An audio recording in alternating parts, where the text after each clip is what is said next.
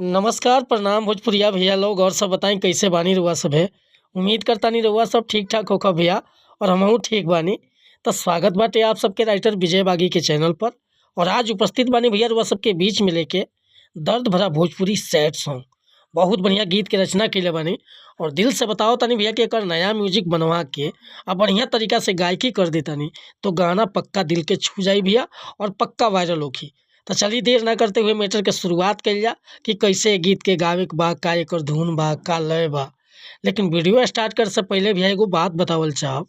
रउआ अगर नया सिंगर बानी आ सिंगिंग में इंटरेस्ट बा, अच्छा मैटर के तलाश में भटकतानी, बढ़िया गीत नइखे मिलत, बढ़िया तुकबंदी नइखे मिलत, आपके मन पसंद के मैटर नइखे मिलत, तब भैया अगर हमरा चैनल पर आ गइल बानी तो सबसे पहले चैनल के सब्सक्राइब कर ली, बेल आइकन प्रेस कर ली। हर रोज रउआ के नया मैटर सुने के, देखे के और गावे के मिलत रही भैया। काहे कि हम हर तरह के सॉन्ग लिखिला, जैसन रउआ चाहत होकर लिखवावे के। Sad song, love song, romantic song, orchestra song, रंगदारी सॉन्ग, धोबी गीत, भक्ति भजन, सीजनली कोनो प्रकार के मीटर रउआ चाही तब बिल्कुल उचित चार्ज पर गाना रउआ के व्हाट्सअप के जरिए मिल जाई भैया। फुल सॉन्ग व्हाट्सअप के नंबर हम अपन डिस्क्रिप्शन में दे दिले बानी। तो चलिए मीटर के शुरुआत कइल जाए कि कैसे गीत के गावक बाटे।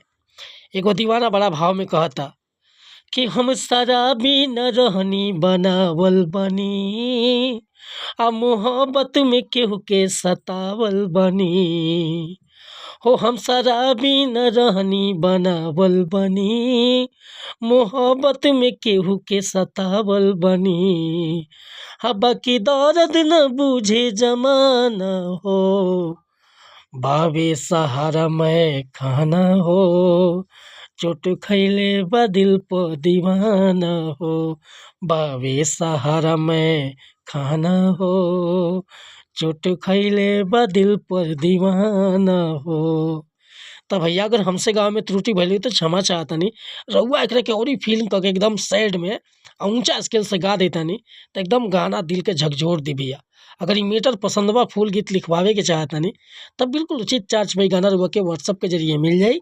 व्हाट्सअप के हमारा नंबर बाटे 8874473128।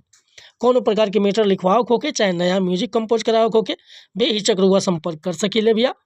मिलत नहीं फिर से अगला वीडियो में। अगर ये वीडियो पसंद आई हो तो लाइक करब, कमेंट करब और चैनल पर अगर नया आए लोग तो चैनल के सब्सक्राइब कर ले। जय हिंद, जय भारत, जय भोजपुरी समाज।